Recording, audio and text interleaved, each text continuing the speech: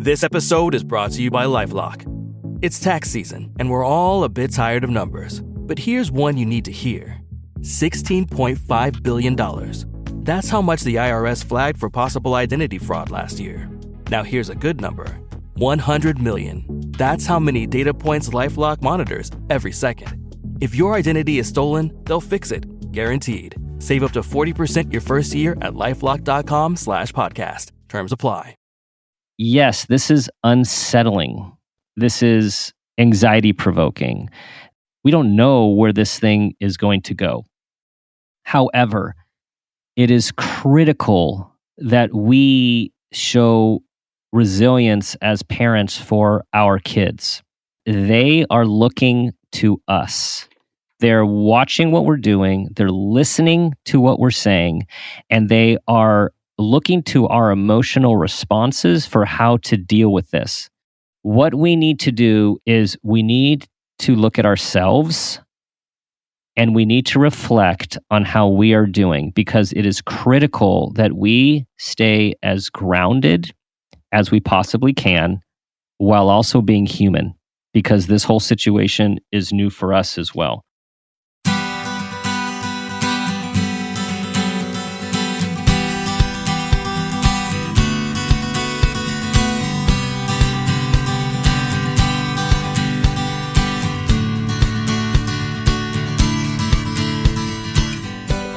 Welcome to the Parent Footprint Podcast with Dr. Dan. I'm Dr. Dan, your host. Our mission at Parent Footprint is to make the world a more loving and compassionate place, one parent and one child at a time. We believe the key to raising happy, healthy, and engaged kids is for us parents to seek the same in our own lives: happiness, health, and engagement. And at Parent Footprint, we firmly believe that awareness is the foundation for your vision of successful parenting. And with increased awareness and intention, we can be purposeful about leaving a healthy footprint on our children. Today's show is called Parenting with Resilience in Unsettling Times. It starts with us. So guys, we are doing a different format today. I am going to be talking through what's going on our daily life. Today is March 16th. It is 1:12 Pacific Standard Time. I'm in the Bay Area in California.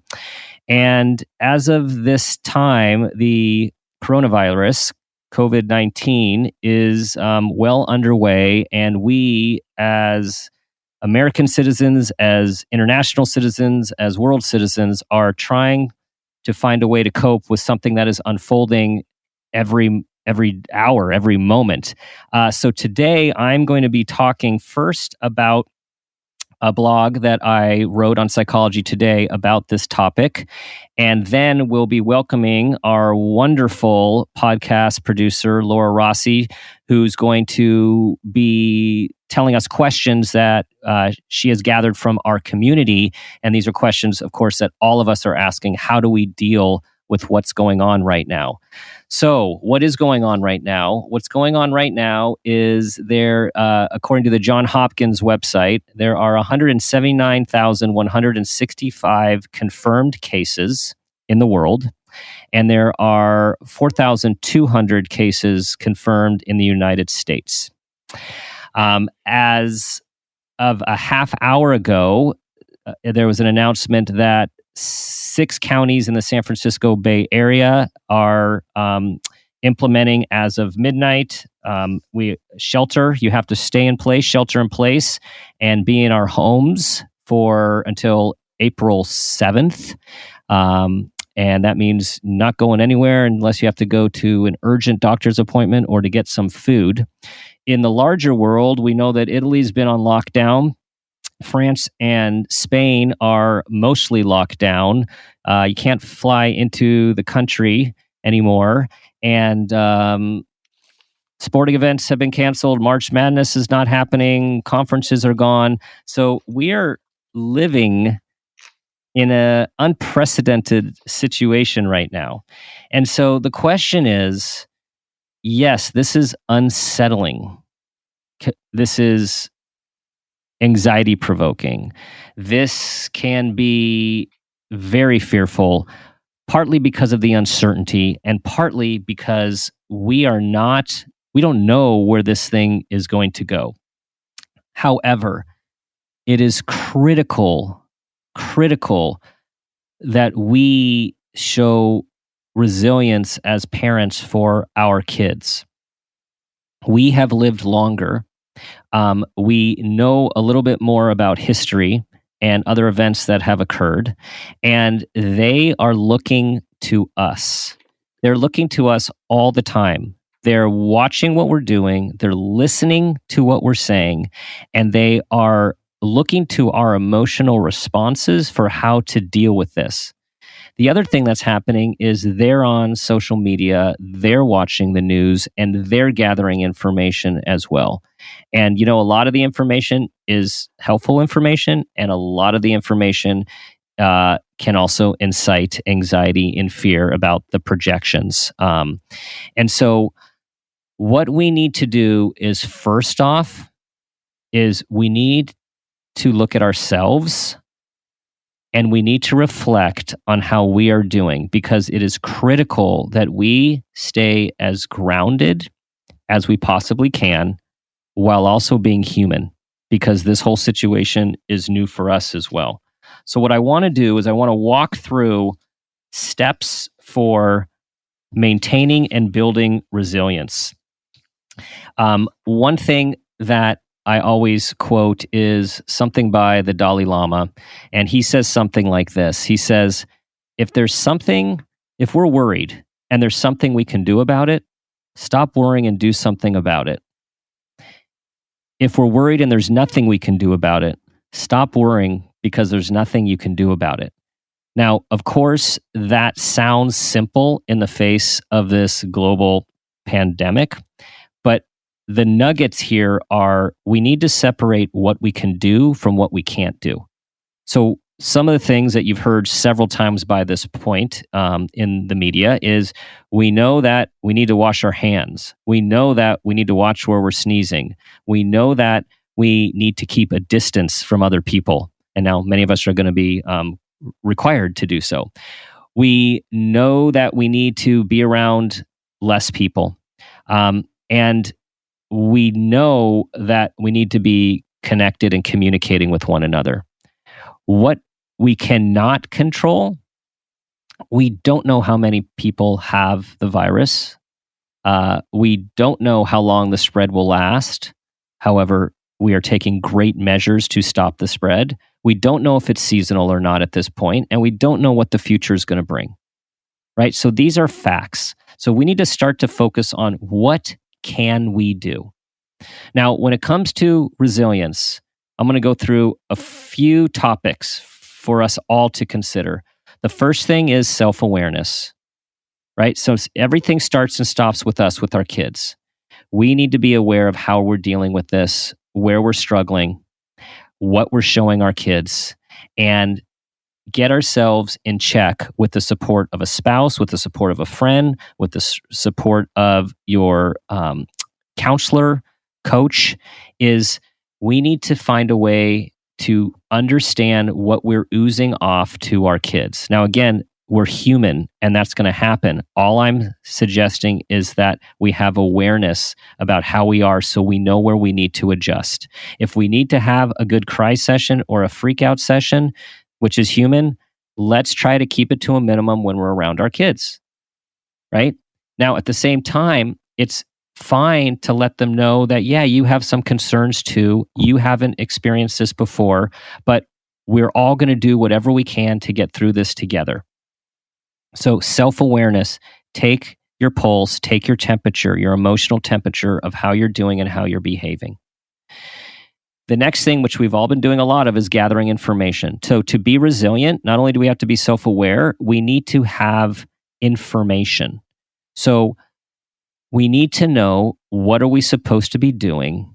What are people recommending? And look to rational and factual information and stay away from the information that gets that is more to create drama and to create news headlines and to really shock people. We want to stay away from those, and we want to help our kids stay away from those, because all those do is increase all of our anxiety and worry. So we want essential information so we can put that information into the what can we do category, which relates to assessing what's in our control. When we can assess what's in our control, we can choose how to be healthy and to keep ourselves and our family safe, even if it's not in optimal circumstances, right? So those of us have not ever had a perhaps 3-week staycation in our house where we couldn't go out and do stuff and be with our family and be with our friends and go travel.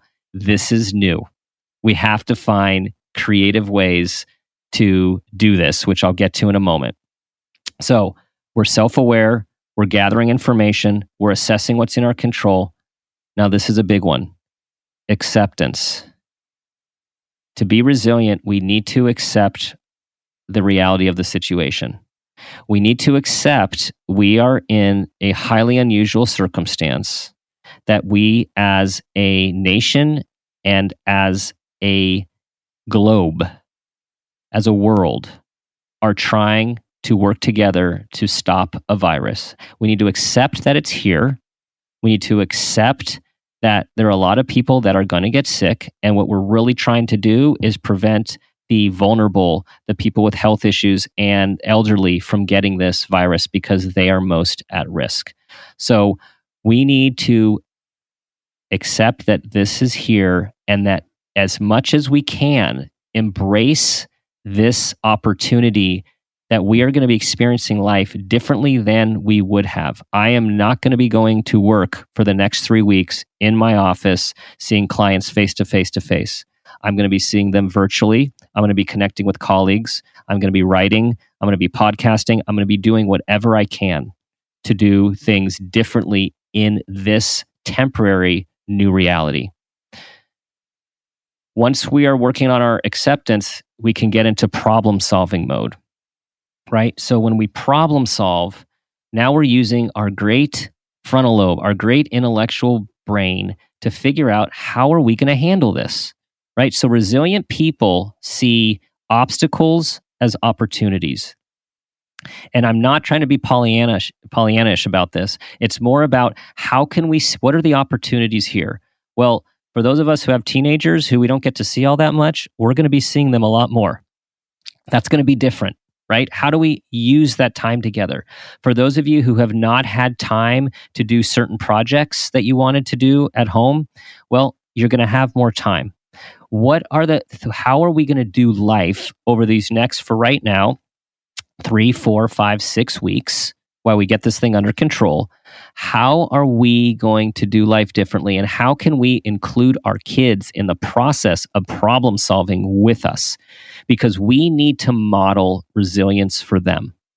And we want them to feel secure in this unknown reality by helping be part of the structure and the routine and what it's going to look like, so they're not guessing.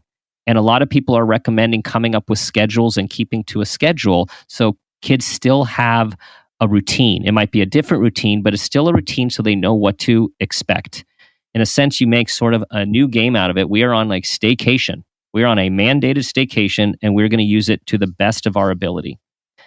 Okay, so the next thing after we're problem solving is self-care. We need to be healthy to the best degree that we can. Our physical health, our emotional health, our spiritual health. We still need to sleep. We still need to eat as well as we can during this period, and we need to be creative with exercise. Whether you're doing jumping jacks or push-ups or sit-ups, or people are doing in-home yoga, meditation, we need to practice self-care so we are grounded and we have the most wherewithal that we can to be resilient. So we are being resilient for our kids and also showing them how to do it. One thing that we're always on our kids about is to get off of their phones and social media and FaceTiming. Well, guess what? it's now serving a really good purpose with the next one on the list for resilience, which is to stay connected. We need to stay connected by phone, computers, text, email with all of our friends and loved ones and colleagues, because a part of resilience is being connected to a larger community, so we know that we matter. We are a part of the greater whole. So this is key. Stay connected to those you care about. You might not get the exact same dopamine rush as we get when we are face to face, and our mirror neurons are mirroring each other when you're face to face. But we do know, at least from the research on counseling relationships virtually, that you can get a very similar interpersonal experience when you are online and you're still virtually connected. So we need to do that. The final part about being resilient is staying present. This is so difficult to do in the face of adversity and challenge, but it is so critical. So just as I was getting the news in my last meeting about our new travel restrictions and that we're all, as of midnight, going to have to be home for 3 weeks, the first thing was for it to pull me into what's that going to look like? What's it going to do for our business? What's it going to do for our clients? What's it going to do for our family? And you know what? We don't know yet. What we do know is that we need to deal with what's going on right now. And right now, I'm sitting in my office and I'm talking to all of you about the importance of staying present and us not being pulled into that future tripping, worrisome, anxiety provoking future. We don't know what's going to happen in 3 weeks. We don't know what's going to happen in 1 week. We know right now what's fortunately happening is at the state level, at the country level, and at the world level, people are taking measures, taking this seriously to stop the curve, to flatten out the curve. And so most of the time, we are fine in the present moment. And so what I encourage you to do in terms of being resilient is to keep bringing yourself back to a present calm when you inevitably find yourself getting pulled out to a scary what if place, because it's the what ifs that take us away from the present. And this is something that you can also practice with your kids, is to have mindful moments, mindful minutes, right? Where you just sit and say, hey, we're just going to sit down and we're going to look out the window and we're going to look at the rain. We're going to look at the sky. We're going to close our eyes and we're going to breathe deeply, and all we're going to focus on is our breath. Because this is in the most critical times, everyone. Like, these are the times when we are the most human and have the most opportunity for growth and to expand our worldview. And the thing we have to think about with our kids, once we have grounded ourselves and once we are being resilient, is how do we teach it to them? And teaching it to them involves teaching them all of these steps as well, is be maintaining awareness of themselves, looking at rational information, trying to keep things simple, understanding what they can do and what they can't do, accepting we're in a unique situation, problem solving, how are we going to get through this? What creative ways can we think to get through this in a new way? What are we going to learn when we get out on the other side to take care of ourselves, for them to stay connected to their friends, and for their presence? And it's critical that we really manage the information for them. We need to be careful what we're watching on our TVs, depending on the developmental age of your child and where their intellectual level and emotional maturity level is. It's talking to them in a way that gives them the information they need to make sense of the world, and also to work on helping calming their anxiety when it goes to those scary places. The other thing is we are going to be challenged with social media. Our kids on social media. And again, this is part of their connectivity. And also we're going to have to help them take some of these breaks. So just like we have some rules when we're in a regular situation, we're really going to need to figure out how to set limits with them to take breaks and to still have sleep hygiene, to still eat, and to have other things they do besides being on their screens all the time, because we know that can increase sometimes issues of depression and anxiety. Okay, I just said a lot there. And what I want to do now is ask on Laura, our amazing podcast producer, Laura Rossi, to join us and let us know what are some of the most common questions that our community is asking. Hello, Laura. Hi, Dr. Dan. Thank you for the great advice today and for doing this in real-time episode. Let's get right to our listener questions and your important answers. The first question is, my tween son is having a hard time. He's highly empathetic and anxious. Do you have any advice? So yes, so our empathetic kids are going to feel this deeply, just as our empathetic adults do as well. So going back to some of the points that I was making, I would want to highlight what is true and what are things that we can do? So, for example, something that has not been talked a lot about, it kind of gets this underbilling. And when I last looked, I think the other day, when it was maybe at 170,000 cases, virtually half of the people who had been diagnosed already are in full recovery, have fully recovered. So we need to validate the concern that, yes, there are many of our fellow humans who are getting ill. And the vast majority of them, so far, half of them have gotten better. And what we're doing now is so you're trying to instill hope with reality is our state and country and world are taking efforts to stop this thing in the manner that China was able to slow it down. And now we're doing the same thing. So I feel like we have to validate the concern and the anxiety, but also do what we can once we have validated, and for them to know like he's thinking rationally, but also that, hey, we're going to get through this as a people and we're doing a lot. And then think about, hey, what would you like to do? What would you like your plan to be? How can we as a family contribute to the health of our society?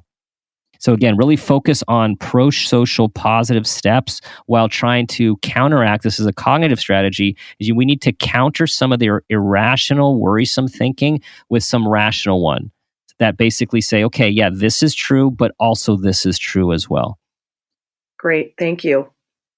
The next question is about a common parenting issue, sleep. Two different scenarios. Hoping for some advice for a couple of families out there, maybe more. My 9-year-old child can't sleep, and my teenager is now having nightmares. What can we do to help them during the day and at bedtime? Mm-hmm. So, yes, you're not alone. That's going to be happening a lot. So again, related to the last response, we need to counter, first of all, the worrisome and what-if thinking with some solid, rational thinking. We want to ask them, what are you worried about? And then have some answers. So, for example, that a lot of people are going to be sick. Okay, yes, there are a lot of people that are going to be sick. Well, I'm afraid that a lot of people are going to die. Well, actually, some people are going to die, right? Some people are going to die, but we also need to give them the facts that very few people are going to die relative to the amount of people that are going to be sick. And then they might be worried about specific family members who are older, who are ill. Yes, that is why we are keeping them aside. That's why we're not seeing them. That's why we're calling them and doing FaceTime and virtual chats, because they are staying away from people to make sure. It's like you want to keep reassuring with facts everything that's being done during the day. Now at nighttime, you really want to do the best you can of having a sleep ritual. Like what? And I know you are doing this. Which is, what is the ritual by which your child can find the most comfort as they're going to sleep? Is it stories? Is it you laying in their bed? Is it them laying in your bed? Is it that you have music playing, mindfulness? Whatever it is you're trying to soothe. And I have to say right now, we're in we're in a temporary phase. So for everyone who's, trying to not have their kids sleep with them in their bed, this isn't the time, I'm going to say, to practice that. Like if people feel more comfort being together, being in the same room, sleeping on the floor, this is the time for comfort and security. A way to show resilience is show up for our kids and to be there for our kids at all hours of the night. So what I recommend is do what you need to do to soothe and to comfort, because again, this is time limited and we need to do what we need to do to get through this together. Our third question: what should I do when neighborhood kids show up to play or hang out? We are all supposed to be self-isolating and a lot of people aren't listening. Yeah, that's a tough one. And I also feel is going to be changing as we speak with the new ordinances and regulations that are coming out. I think one thing to do is to talk to parents to see where the other parents are. So at least you know what you can agree on or disagree on. And then you're going to have to figure out how strong, of a stance to take, right? Like you're going to have to decide if you're going to be that person that says, you know what, we were told not to have social distance. We were told to have social distance and we really need to participate in this. And until we get other information, we are not going to be able to do these in-person play dates. And you're going to have to say, I'm sorry, we're practicing the social distancing and you guys are going to have to do something online. You're going to have to talk on the phone. And I think it's just really about, again, what the county and city regulations are and state regulations, but also what you feel comfortable with as a parent and feel confident in yourself, even when you're disappointing your child, you're doing so because it's for something you believe in. So a lot of parents are feeling very overwhelmed and their children can sense this. You did mention this in your blog post. Can you give us a few more tips about how parents can calm down? Mm-hmm. So again, I'm just going to, a little bit of repetition here. I want to first start by saying, please check yourself, because particularly our sensitive and empathic kids, some of the time they're upset because they know that we're upset. So the first thing is you just to, again, really ground yourself and do what you need to do with your own self-care so you can be as balanced as possible and in the moment with them. And then is talking to them about what their concerns are. Like you want them to talk about their concerns. They're concerned about a lot of people getting it. They're concerned about people dying. You want to let them talk so you know what they're thinking to the degree that you can. So then you can counter that thinking with, again, what we know we can do about it and the things that we don't know yet, but that we are going to continue to learn more and more and more. And then with that, you can also try to manage the information that they're getting. And what we're going to need to do, and what Phil, our podcast engineer who makes all this possible, was saying before the show, this is important for everyone to hear, is that we're going to have to get away from all of this talk about the coronavirus and COVID-19 too, and do other things, right? Because so we're inundated with this and it becomes obsessive. So we need to help manage the information load and distract our kids into doing things that they enjoy, read, play games, do Minecraft, do a project, right? Like we need to do other things because we have to tell them, here's something that I've been thinking a lot about in the last few days is, none of us would choose this, but how can we look at this from curiosity that we are all living in something that's going to be written about in history books? Like we're in the middle of it. And can we look at this with curiosity and wonder about how our lives are going to change now and how they're going to change later in possibly good ways as well, about how it's bringing the whole world together to do something to keep ourselves all safe. So a lot of it is helping manage their thoughts, giving them other things to think about, and also find other healthy ways to spend their time so you can redirect them and distract them when it keeps coming back around. And for some kids, it's going to keep coming back around, and you just got to keep redirecting them while this thing is going on. So this time is particularly challenging for special needs children, parents, and families. One question that we received addresses that. My special needs child lives on a very rigid daily schedule at school, and we can't get him to comply at home. Please help. Yeah, that is a tough situation because we know how many of our special needs kids really do so well with their routines and their rituals, and come to depend on them. So what this looks like is we're going to be in this situation for a little while, whether depending on where you live, whether it's 3 weeks, 4 weeks, 5 weeks, 6 weeks of schools are being on hiatus right now. I suggest creating structure in your house, as much structure as you can. So you basically have your own version of what your school day or your home day might look like. And I would do anything, I would add to the structure all of the things that normally your child likes doing at school. Now, of course, home and school is different, and that's going to be confusing because you don't have the same structure at home as you do at school. But I think we're in a situation now where we need to create structure. And what we know from years of experience and research with kids with special needs is when you can implement a structure, particularly one that has some incentives involved and some that they have child buy-in as well, with a lot of positive outlets and reinforcement, these kids do better than without structure. So it's going to be hard to replicate it exactly, but any way that you can increase the structure at home over time, you should be getting some of the same positive results. But again, remember, these kids also have trouble with newness and transitions. So there's going to be a period of time where it's just hard for them to process what's going on until this becomes the temporary new normal. Let's move on to our next question, which we have in our house. My curious child is reading every article and analyzing data about the coronavirus, basically leaving no stone unturned. As parents, we can see the emotional toll it is taking on her. How can we limit her digital access while also respecting her need to know? Mm-hmm.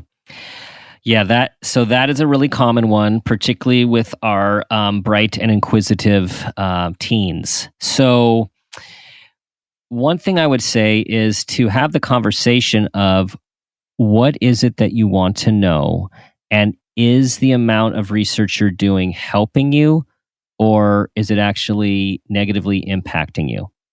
So we want to create, so this is the opportunity to build the bridge for resilience to self-awareness. Because we all have had our own experiences when we find ourselves too much on social media or watching the news too much that we finally say, what am I doing? Like, this is not good for me.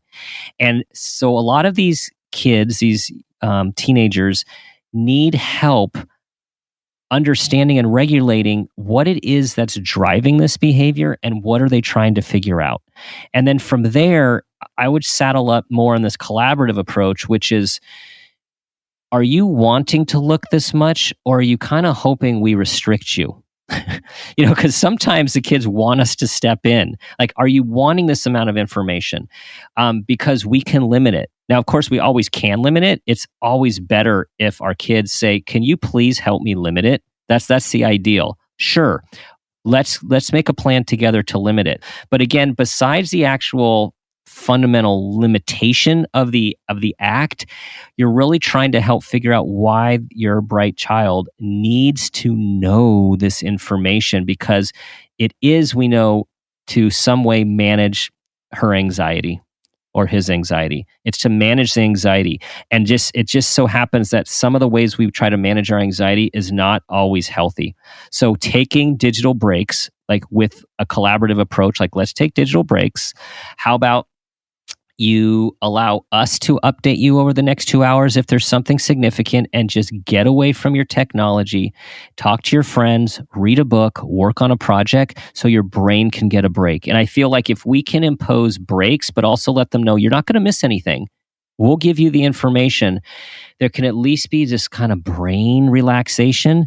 And that, again, they know that you're in it with them, so they're not there alone. I mean, one image I have, of course, before technology growing up was how afraid I remember being of a nuclear war back in the Cold War. I just remember seeing the news, watching these movies that everyone thought it would be great if we saw the day after or whatever, that thing that etched into our brain. And it was all awful and scary. And I just remember feeling really alone and scared because I didn't know what to ask. I didn't have any access to information other than what was on the news. And I feel, in hindsight, being able to talk this through would have been really helpful.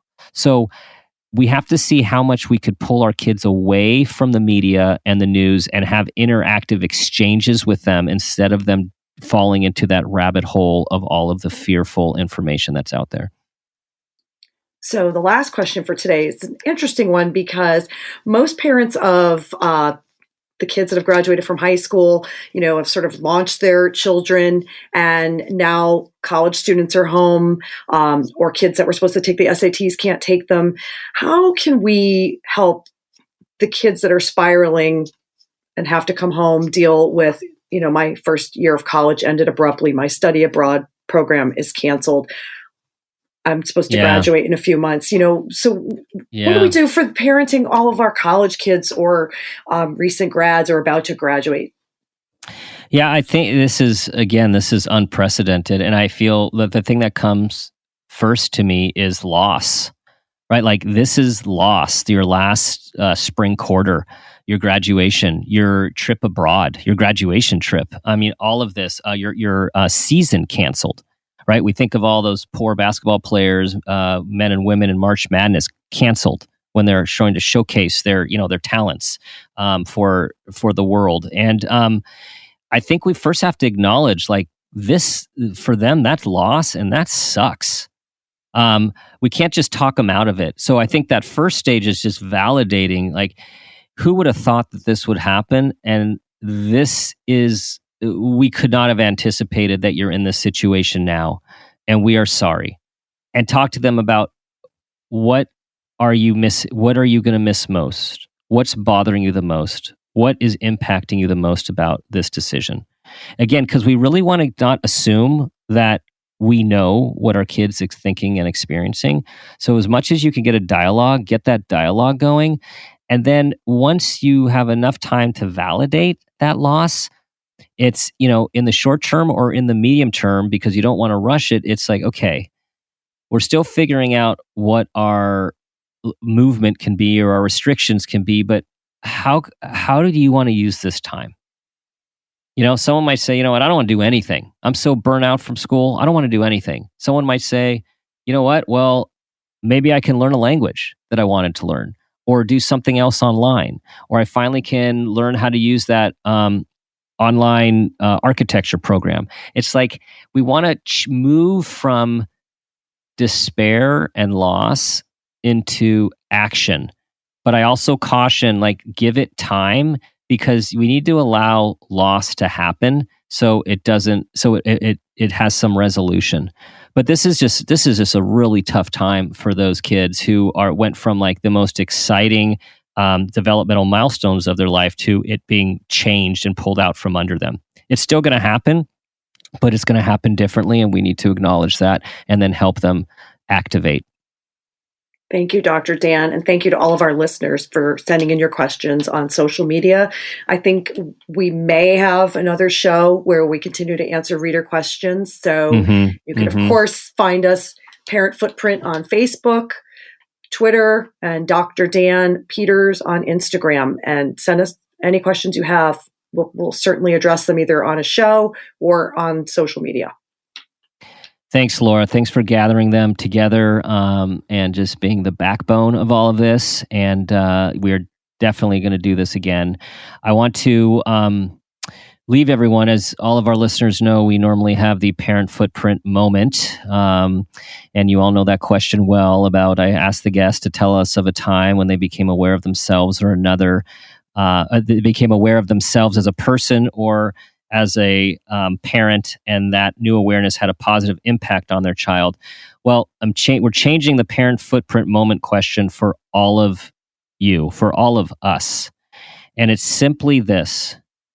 I want you to think now about how you want your child to remember you showing resilience during this unprecedented time as their leader, as their guide, and as their example of how to deal with adversity.